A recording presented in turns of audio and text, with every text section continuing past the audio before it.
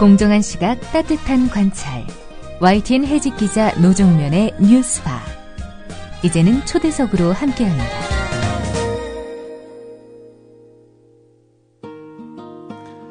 (7월 29일) 고리원전 1호기 비상발전기 18시간 가동 중단. (8월 21일) 한빛원전 6호기 원자로 부품 고장으로 가동 중단. (9월 2일) 한빛원전 2호기 부실 정비 논란으로 가동 중단. 원전 비리다, 후쿠시마 오염수 유출이다 가뜩이나 불안한 상황에서 국내 원전들의 사고가 잇따르고 있습니다.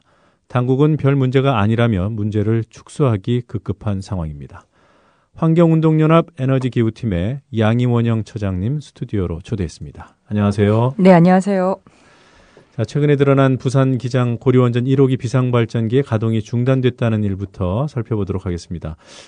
사건 개요를 간략히 정리해 주시겠습니까? 당시는 이제 계획 예방 정비라고 해서 원전이 한 주기가 끝나면 여러 가지 뭐 점검이나 수리를 합니다. 근데 그때 비상발전기 하나를 이제 수리를 하는 중이었는데 다른 하나가 이제 스탠바이 돼 있어야 되는 거거든요. 근데 그게 편의상 그걸 껐다는 거죠. 그래서 비상발전기 2대가 모두 다 작동이 안 되는 상황이 한 18시간 정도 지속이 됐다, 이렇게 보시면 될 것 같습니다. 네. 그 비상발전기들이 모두 꺼져 있으면 어떤 문제가 생길 수 있습니까? 비상발전기는 그냥 백업이니까 이 자체로 문제가 발생하지는 않습니다. 하지만 외부 송전선이 만약에 어떤 사고로 인해서 끊어졌을 경우에 바로 비상발전기가 작동을 하게 되어 있어야 되거든요. 네. 근데 그런 바로 대처를 하기가 어려운 상황이 될 수 있다라고 보는 거죠. 네. 그 고리 1호기 지난해 2월에 그런 정전이 되는 블랙아웃이 되는 사고가 있지 않았습니까? 예. 그 지난해 사고와 이번 사고 좀 비교를 해보셨으면 좋겠어요. 지난해하고 이번이 거의 비슷하다고 보시면 될 것 같은데요. 하지만 지난해는 완전히 정전이 된 거였고요. 이번은 정전된 건 아닙니다. 정전된 건 아니지만 그럴 수 있는 이제 소지가 분명히 있는 거죠. 근데 안전불감증 차원에서는 작년과 지금이 똑같습니다. 왜냐하면 그때는 외부 송전선 2개가 문제가 생겼는데 송전선 하나를 원래 3개가 들어오거든요. 그럼 그 송전선 2개가 문제가 생겼을 때 하나를 점검하면 안 됩니다. 근데 그걸 점검을 하다가 잘못하다가 그것도 끊겨버린 거예요. 그래서 외부 송전선이 완전히 중단돼 버린 거고. 근데 비상발전기가 그중에 하나가 고장나 있었고 그럼 하나가 작동이 돼야 되는데 그것마저 작동이 안 돼 버린 거죠. 그러면서 그냥 그 정전 사태가 한 12분 정도 유지가 된 건데요. 그러니까 설마 이게 문제가 될까 싶어서 원래는 그렇게 하면 안 되는 건데 했던 거잖아요. 이번에도 마찬가지죠. 그러니까 하나가 고장 중이었으면은 원칙대로 하면 다른 하나는 끄면 안 되는 거죠. 근데 뭐 그냥 꺼버렸으니까. 그런 안전불감증 차원에서 이것만으로는 크게 문제가 되지 않지만 다른 사고랑 겹친다면 문제가 되는 거고, 또 하나가 원자력 안전위원회에서 이제 해명을 하고 있는데요. 이건 굉장히 저는 원자력 안전위원회에서는 이런 해명을 하는 건 좀 아니라다고 생각을 해요. 예를 들면 뭐 계획 예방 정지 기간 중이었기 때문에 정지 상태였고 뭐 해결료는 저장소에 있으니까 괜찮고 이런 식으로 얘기를 하지 않습니까? 근데 그 얘기가 한국수력원자력 주식회사라는 사업자는 그런 변명을 할 수 있겠죠. 하지만 규제기관은 그렇게 하면 안 된다. 왜냐하면 우리가 후쿠시마 원전 사고를 보지 않았습니까? 거기에는 사용 해결료를 발전소에서 다 끄집어냈다 하더라도 저장소에 보관하는 그 자체도 전기가 필요합니다. 만약에 그 전기가 끊기면은 그 저장소가 폭발을 하게 되는 거죠. 후쿠시마 원전 사고기처럼. 네. 그 원자력안전위원회가 내놓은 해명을 제가 잠깐 한번 읽어볼게요. 그대로. 당시 고리 1호기는 예방 정비 기간 중으로 정지 상태였으며 해결료는 모두 사용 후 핵연료 저장소에 저장 중이었다. 외부 전원이 공급되고 있어서 사용 후 핵연료 저장소의 냉각 기능이 정상적으로 유지됐고 대체 발전기도 즉시 가동될 수 있는 대기 상태에 있었다. 따라서 핵연료의 냉각에는 문제가 없는 것으로 확인했다. 자, 좀 이 부분이 너무 안일하다고 보시는 거죠? 네네, 그러니까요. 이 얘기는 이제 그러니까 사용자인, 그러니까 사업자죠. 사업자인 한국원자력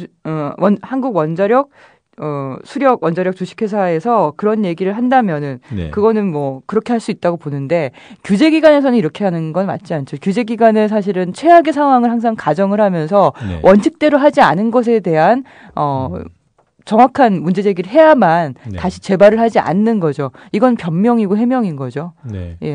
그 청취자들 이해를 돕기 위해서 다시 한번 강조를 하면은 비상발전기가 작동하지 않았던 그런 상황에서 만약에 정전이 됐으면 외부 전원이 작년처럼 안 들어왔으면 그 큰 사고가 있을 수 있었다. 이렇게 예, 거기서 됩니까? 이제 교류 발전기가 또 대체 발전기가 하나 더 있습니다. 네. 근데 만약에 그게 작동하라는 보장이 있느냐의 문제인 거죠. 작년 사고도 보면 어느 하나를 설마 하고 했는데 그게 안 됐고 송전선이 그 다음에 대기하고 있던 비상발전기도 안 됐던 거죠. 그러니까 연달아서 안 될 수 있는 가능성이 항상 있기 때문에 원칙대로 다른 것을 점검할 때는 그 다른 것을 끄거나 점검하면 안 되는 거죠. 네. 근데 지금 사업자는 그렇게 한 겁니다. 근데 거기에 대해서는 분명히 그거에 따른 뭐 처벌이라든지 제기가 있어야 된다고 생각합니다. 네. 이 사고가 일어나고 벌써 5주가 지났는데 그동안 원안위는 아무 조치도 안 취한 겁니까? 네, 이런 상태 원안위의 해명을 보면 별 문제 없다고 얘기를 한 거니까 조치를 취하지 않은 거죠. 네. 예. 지난해 그 고리 1호기 사고 은폐했다. 그 당시에는 사안이 굉장히 위중한 것으로 보도도 되고 하지 않았습니까? 그래서 예. 뭐 재판에 해부되고 그랬는데 그분들이 다 무죄 선고를 받았죠? 다 무죄 선고는 아니고요. 네. 정확히 말씀드리면 한 5명 정도가 불구속 기소 처분을 받긴 했는데, 근데 그분들이 1심에선 근데 첫 번째는 이분들이 본사에게 보고를 했냐 안 했냐가 쟁점이었습니다. 근데 검찰은 보고하지 않은 걸로 본다라고 우선 먼저 정해버렸어요. 그러니까 본사는 사업자 담당자고 여기 고리 원전 1호기에 계신 분들은 직원이기 때문에 그 책임을 지지 않는다는 게 원자력 안전법에 의해서 되는 겁니다. 그래서 애초에 원래 원자력 안전법은 이걸 은폐했을 경우에 보고하지 않았을 경우에 1년 이하의 징역과 1천만 원 이하의 벌금이라고 되어 있는데 다른 임원들은 다 무죄이고 한 명 아니다. 다른 분들하고 같이 해서 어쨌든 총해서 1년의 징역과 300만 원의 벌금이 1심에 나왔다가 2심에는 1년 징역이 사라져버렸어요. 사라져버리고 정전 상태에서 사용 해결료를 그냥 인출한 것에 대한 혐의만 돼서 300만 원만 된 거거든요. 그 이유가 말씀드린 것처럼 본사에 알리지 않았고 그 본사가 몰랐기 때문에 사업자는 그 책임을 지지 않는 걸로 된 거죠. 그래서 사실상 고리원전 1호기 은폐 사고에 대한 처벌받는 사람은 아무도 없는 상태가 된 겁니다. 네. 그러니까 뭐 사고가 나도 감추고 드러나도 처벌이 제대로 안 되는 상황. 뭐 그러니까 이제 사고는 또 계속 잇따르고 있고요. 한마디로 총체적이고 매우 심각해 보이는 상태 아니겠습니까? 고리 1호기에서 유독 이런 일들이 반복되고 있는데 계속 운영을 해야 되는 것인지요? 고리 1호기는 이미 설계 수명이 끝난 상태입니다. 지금 비상디젤 발전기도 뭐 한 달에 한 번씩 점검한다고 하는데 하지만 문제가 생겼을 때 보면은 고장 나 있는 거거든요. 근데 비상디젤 발전기만 그러냐? 다른 기기들 거의 한 수백만 개의 다양하고 복잡한 기기들이 다 얽혀 있다고 보는데요.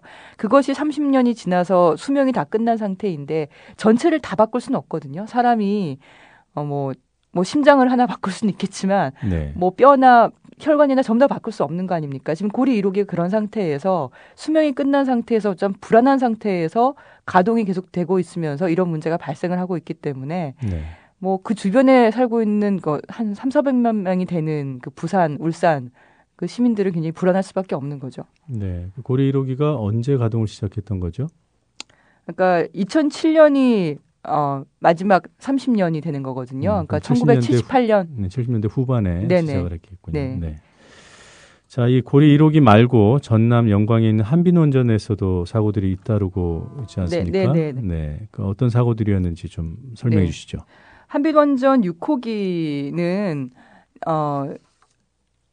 1차 냉각제라고 하는 그 해결료 봉이 굉장히 뜨거운 상태이기 때문에 이걸 계속 식혀줘야 됩니다. 식혀주려면은 냉각제 펌프가 가동이 돼서 그 냉각제가 계속 돌아야 되거든요. 근데 그 냉각제 펌프가 멈춘 거예요. 사실 이 냉각제 펌프가 멈춘 거는 굉장히 심각한 문제가 될 수 있거든요. 그러니까 그 후쿠시마와 같은 그런 사고가 발생하는 경우는 외부 전원이 끊겨서도 그렇지만 이렇게 냉각제 펌프와 같은 기기가 제대로 작동을 하지 않으면 냉각을 시키지 못하면서 최악의 사고로 갈 수 있는 겁니다. 근데 이것도 부품 하나 전류에 관련된 부품 하나의 고장으로 된 거고, 과연 그게 뭐 비리 문제라든지 제대로 점검한 문제랑 연관이 없는 건지 그걸 확인을 해야 되는 건데, 그냥 부품만 교체하고 가동을 하는 그런 일이 발생을 했고, 이번 2호기 건은 좀 더 심각한 건데요. 이거는 안전불감증을 넘어서 어쨌든 조작을 한 겁니다. 그러니까 인코넬 600이라는 학금이 있습니다. 근데 네. 이거는 세계적으로 좀 문제가 있는 학금이에요. 우리나라에서도 꽤 많이 쓰이고 있는데 갑자기 균열이 발생하거나 이렇게 파괴가 될 수 있는 겁니다. 그러면 네. 큰 사고로 이어질 수 있잖아요. 네. 울진 4호기가 그런 경우가 발생을 했었죠. 2002년도에. 근데 이 인코넬 600을 인코넬 690으로 네. 바꾸어서 이렇게 용접을 하는 겁니다. 용접을 할 때 이제 그렇게 690인 것처럼. 그렇죠. 근데 그거를 690을 했다고 해놓고는 알고 봤더니 그냥 600을 한 거예요. 네. 네, 그걸 조작을 한 거죠. 비용의 문제입니까? 그게 기술적으로 690을 했더니 자꾸 문제가 생기니까 더 이상 안 되겠다 싶어가지고 이제 그러면 전체를 바꿔야 되는데 전체를 바꾸기는 비용이 너무나 많이 들고 네. 용접 부분만 690으로 하려고 그랬는데 안 되니까 그냥 600으로 해놓고 하지만 보고하기로는 690으로 했다 이렇게 네. 나온 거죠. 네. 자, 이렇게 사고가 자꾸 나면 뭐 말씀하신 대로 불안이 가중되는데 대안이 있겠냐 이런 얘기들이 있어요. 네네. 양희 처장님 생각에 원전 포기나 탈핵 이것 말고는 대안이 없습니까? 우선은 가동 중인 원전을 한꺼번에 다 멈출 수는 없겠죠. 지금 후쿠시마 네. 사고 난 이후에 일부는 그렇게 했지만 네. 그러면 그게 사회적인 충격이 분명히 있기 때문에 한꺼번에 할 수는 없겠지만 저는 장기적으로 20-30년 정도 기간을 잡고는 제로를 향해서 뭐 계획을 짤 수 있다고 생각합니다. 그리고 가동 중인 원전에 대해서는 안전을 최우선으로 해야 되는 거죠. 근데 우리나라는 안전이 최우선이라기보다 싼 전기요금을 유지하려면은 원전 비중이 높아야 되는 거고, 그리고 원전의 발전 단가를 싸게 유지하려면은 건설 기간도 짧아야 되고 안전 점검 기간도 짧아야 되고 이런 일들이 있습니다. 그러다 네. 보니까 안전이 최우선이 되지가 않는 거예요. 네. 그러니까 원전을 전력난 때문에 빨리 가동을 해야 되니까 안전점검 기간은 줄어들 수밖에 없고 멈추고 다시 점검을 해야 되는데도 불구하고 그러지 못하고 계속 가동할 수밖에 없는. 그리고 뭐 이번에 제일 처음에 시험 성적서 문제가 됐던 제어 케이블 문제도 보면 네. 시험 성적서에서 어쨌든 불량으로 나온 거잖아요. 그러면 다시 제작을 해야 되거든요. 네. 근데 그 기간이 검사하고 제작하는 기간이 한 6개월이 걸린다는 겁니다. 그러면 이제 건설 공기가 6개월이 더 연장이 되는 거죠. 근데 그거를 받아들이기가 어려웠다고 보는 겁니다. 그러니까 한편으로 비리가 그 당사자들 간의 관계일 수도 있지만 우리나라 전력 수급 정책 자체가 원전에 과도하게 의존하고 싼 전기요금을 계속 유지하려고 하다 보니 이런 문제가 다 연이어서 발생하는 거라고 볼 수 있습니다. 원전 비중을 줄여서 결과적으로 그 전기요금 인상 효과가 생길 수도 있지 않겠습니까? 네네. 우리 국민이 그것을 부담하더라도 원전 예. 비중은 줄여야 된다고 보시는 건죠? 전기요금이 싸다고 해서 행복하고 전기요금이 비싸다고 해서 불행하냐, 저는 이렇게 좀 봐야 될 것 같아요. 그러니까 전기요금에 대해서 굉장히 뭐 이렇게 경제적인 부담이 된다 이렇게 얘기를 하는데 저는 오히려 그 서민들의 전기요금 문제를 가지고 대기업이 좀 이익을 보고 있다 생각을 하는 겁니다. 실제로 그 일반 시민들은 전기요금을 많이 내고 있는 상태예요. 한 네. 킬로와트아워당 200원, 300원 정도 낸다고 보시는 게 맞거든요. 근데 산업용 전기요금이 한 90원 정도밖에 지금 안 됩니다. 굉장히 낮은 상태죠. 전 세계적으로도 우리나라만큼 싼 전기요금을 유지한 나라가 없습니다. 그러다 보니까 전기를 많이 쓰는 기업들이 굉장히 특혜를 많이 보고 있는 그런 상황이에요. 네. 이제 그게 한전 적자로 되고 한전이 부채가 이명박 정부 5년 동안 한 70조 이상이 늘었어요. 네. 매년 한 1조씩 늘어나다가. 근데 그런 문제가 결국은 국민의 세금 부담으로 이렇게 들어올 수밖에 없는 상황이 되는 거거든요. 그래서 싼 전기요금이 저는 그게 이 문제를 우리 삶을 이렇게 풍족하게 만드는 건 또 아니다라고 보는 거죠. 오히려 요금이 싸기 때문에 전기를 너무 과소비하게 되고 그래서 전기를 줄일 수 있는 효율이라든지 재생가능 에너지나 이런 쪽이 지금 오히려 더 성장이 안 되면서 새로운 성장의 동력이라든지 일자리 창출이나 이런 게 잘 지지부진한 상태죠. 전 세계적으로는 사실 그렇게 가고 있거든요. 그래서 에너지 빈곤층이라고 보는 분들은 사실 기본 공제를 한다거나 지원들을 해주고 전기를 많이 쓰는 업체나 전기를 많이 쓰는 건물, 빌딩 이런 데는 제대로 비용을 내게 하는 그런 구분된 정책을 하는 게 맞다고 생각합니다. 예. 지금은 근데 기업들이 이제 시민들이나 서민들 얘기를 하면서 싼 전기요금을 계속 유지하게 압박하는 거라고 보시면 될 것 같습니다. 정리를 좀 해보면 원전 비중을 줄여서 발생할 수 있는 전기요금 인상분은 뭐 기업에 여태까지 제공됐던 상대적인 특혜 네네. 이런 것들을 제자리로 돌리는 것으로 보완할 네. 수 있다 이렇게 보시는 거군요. 네네. 네. 자, 올해 말에 나오는 2차 에너지 기본 계획. 네. 이 부분을 좀 주목해 보고 싶은데요. 현재 네. 정부 입장이 어떻게 정리가 되고 있습니까?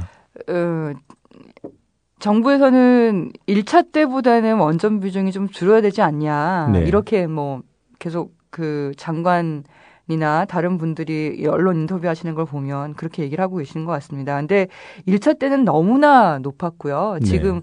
원전 가동 중인 원전 23개에 더해서 건설 중인 거 5개, 계획 중인 거 6개, 거기다 신규 원전 부지에 4개, 거기에 더해서 또 신규 원전 부지 또 해도 그러니까 1차 계획을 맞추지 못할 정도로 그러니까 거의 원전으로 거의 도배되는 그런 계획이에요. 근데 그 네. 계획은 당연히 전 취소가 되는 게 맞다고 생각을 하고요.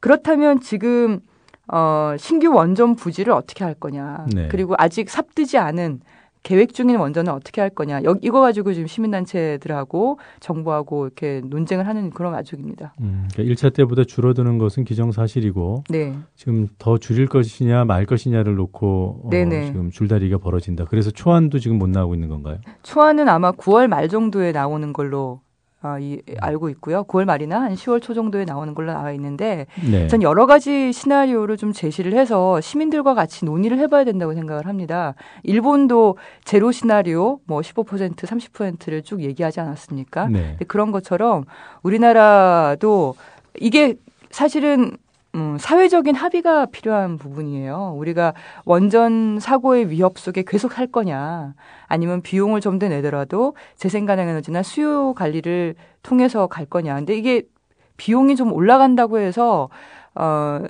사회적으로 문제가 생기는 거라기보다 새로운 기회가 더 생기는 거거든요. 네. 그러니까 독일이란 나라가 보면 전기요금이 우리의 2배 이상인데 근데 그중에 절반 한 40%가 세금이에요. 네. 세금으로 재생가능 에너지나 여러 가지를 지원할 수 있는 그런 시스템이 되어 있거든요. 그러다 보니까 원전을 줄일 수 있는 그런 네. 가능성이 좀 생기는 거고요. 네, 알겠습니다. 오늘 여기까지 듣겠습니다. 귀중한 시간 내주셔서 고맙습니다. 네, 고맙습니다. 네, 지금까지 환경운동연합 양희원영 처장이었습니다. 조합원님 안녕하십니까. 여기는 대한민국 공정언론 미디어협동조합 국민TV입니다.